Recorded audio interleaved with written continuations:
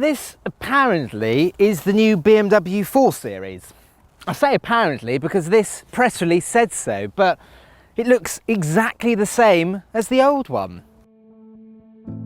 That's because the 4 Series Coupe has now been on sale for 4 years, and BMW has treated it to a midlife facelift.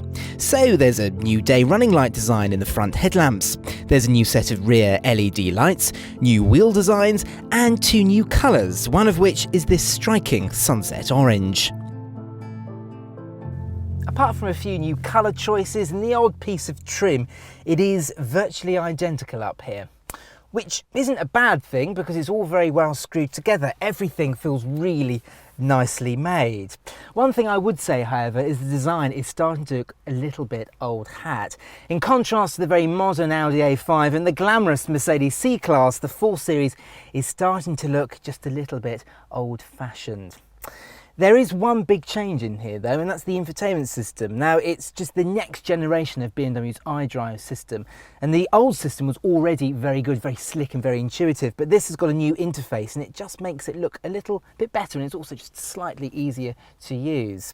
There is one other change as well, and you can specify TFT dials in front of you. It costs around £295. This car hasn't got it, but I would recommend going for it if you want to make the interior feel just a little bit more modern.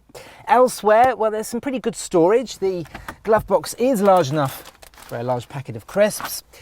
The door bins pass the Carbuyer big bottle test, which is pretty unusual for a coupe, it must be said. There's a couple of cup holders down here, and under the armrest there's a space to store your mobile phone and a USB charging port.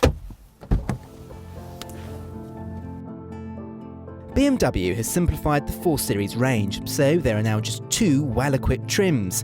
Sport gets bi-LED headlights, 18-inch alloys, sat-nav and dual-zone climate control, while the M Sport trim, which most people go for, gets more aggressive exterior styling and stiffened suspension. Back here, and the BMW 4 Series has quite a large pair of back seats. If I just bring the driver's seat back in its original position so you can see how much space I've got, we've got that one, the passenger seat slid forward so you can actually see me, and you can see, look, I've got a decent amount of knee room. Headroom is a little bit tight, I'm just over 5'10" and my head is just about touching the ceiling, but I can slouch a little bit and it is pretty comfortable back here. I do have to say though, an Audi A5 does have more spacious back seats. There's a slightly more headroom, for instance, but we've got ISOFIX points in both seats. We've got a couple of cup holders here within the armrest, and this car's also got the optional 40-20-40 folding rear seats, and when you fold that down it allows you to load large items like skis, which is great for your winter holidays. But like I say, it's not quite as spacious as an Audi A5, but it really isn't too bad back here. Oh, you really do have to clamber out of a 4-seater coupe, but round at the boot, and the 4 Series has actually got quite a large one. Now, it's a little bit smaller than an Audi A5, but we're talking minutiae here. Generally speaking, the 4 Series boot is pretty damn big. Now, we've got a couple of storage areas, one on the left there. We've got some underfloor storage as well, which is great for those valuables. You can also make the space a little bit larger with the folding rear seats. Just pull on that one and pull on that one, and the back seats fold neatly down. But let's just grab the Carbuyer large suitcase and load that in. And the good thing is there isn't a huge drop down into the boot floor, which means when you've got a heavy suitcase such as this, you don't hurt your back. So you can see that the boot space is pretty good for a car of this size. Under the bonnet there are no changes, so there's a choice of 2-litre 4-cylinder and 3-litre straight-six petrols and 2-litre and 3-litre diesels. The petrol engines are smooth, particularly the 440i's 3-litre straight-six, and even the 2-litre petrol is pretty economical as well. But most people will be going for the diesels, and more likely as not the 420D with its 2 litre 187 brake horsepower 4-cylinder diesel engine. And it really is the pick of the bunch actually, because there's a decent amount of power, decent amount of grunt, and you should still be getting decent fuel economy.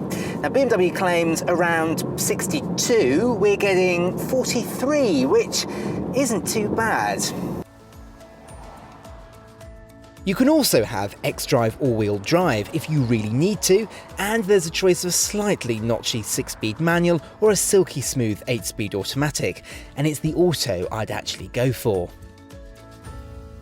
The BMW's made some changes to the steering and the suspension, and for the most part it's not particularly brilliant. The steering is slightly slacker than it was before, it's not quite as pinpoint sharp, and the suspension is firmer than it used to be. And that's true even if you go for the Sport or the M Sport, both ride firmer than the old car.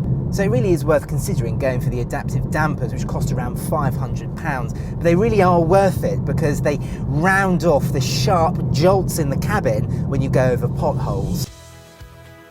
Negatives? Well, there aren't that many with the 4 Series.